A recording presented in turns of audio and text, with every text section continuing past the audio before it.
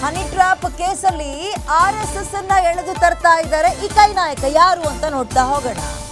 ಹನಿ ಇತಿಹಾಸವನ್ನ Congress leader ಕೆದಕಿದ್ದಾರೆ. RSS ಅನ್ನ ಎಳೆದು ತರ್ತಾ ಇದ್ದಾರೆ ಈ ವಿಚಾರದಲ್ಲಿ. ಕೈ ನಾಯಕ ಅಥವಾ ಕಾಂಗ್ರೆಸ್ ನಾಯಕ.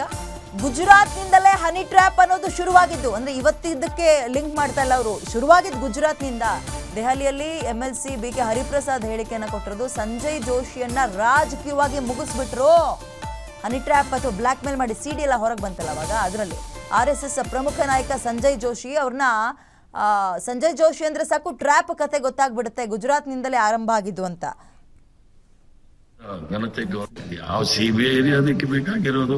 ಇರ್ತಕ್ಕಂಥವ್ರು ಕಂಪ್ಲೇಂಟ್ ಕೊಟ್ರೆ ಎಲ್ಲ ಎದೆದುರಿಗೆ ಸಾಕ್ಷಿಗಳ ಸಮೇತ ಇದೆ, ಅದಕ್ಕೆ CBI ಬೇಕಾ? ಹಂಗೈ ಒಳಗೆ ಕನ್ನಡಿ ಬೇಕಾ ನೋಡ್ಲಿಕ್ಕೆ? ಹಾಗೆ ಮಾಡಿ. ಹೌದು ಹೌದು, ಸಾಕ್ಷಿಗಳೇ ಇದೆಯಲ್ಲ. ಕೆಲವು ಹನಿ ಟ್ರ್ಯಾಪರ್ಸೇ ಬಂದು ಹೇಳಿದ್ದಾರೆ, ನಮಗ್ ಮಾಡಿದ್ದಾರೆ, ನಮಗೆ ನೋಡಿದ್ದಾರೆ ಅಂತ. ಅವ್ರ ಎಲ್ಲ ಸತ್ಯ ಈಚೆ ಬರುತ್ತೆ. ಆದ್ರೆ ರಾಜಣ್ಣ ಅವ್ರು ಹೇಳಿದ್ರು SIT ಇಂದ ತನಿಖೆ ಆದ್ರೆ ನಮ್ಗೆ ನ್ಯಾಯ ಸಿಗೋದಿಲ್ಲ ಅನ್ನುವ ರೀತಿಯಲ್ಲಿ ಹೇಳಿದ್ರು. ನಾನಾದ್ರೂ ರಾಜಣ್ಣ ಅವರು ಕರ್ನಾಟಕ ರಾಜ್ಯ ಸರ್ಕಾರದ ಮಂತ್ರಿಗಳು ಏನ್ ಹೇಳಿದ್ದಾರೆ ಅದ್ರ ಬಗ್ಗೆ ನಾನೇನು ಹೇಳಲಿಕ್ಕೆ ಆಗೋದಿಲ್ಲ.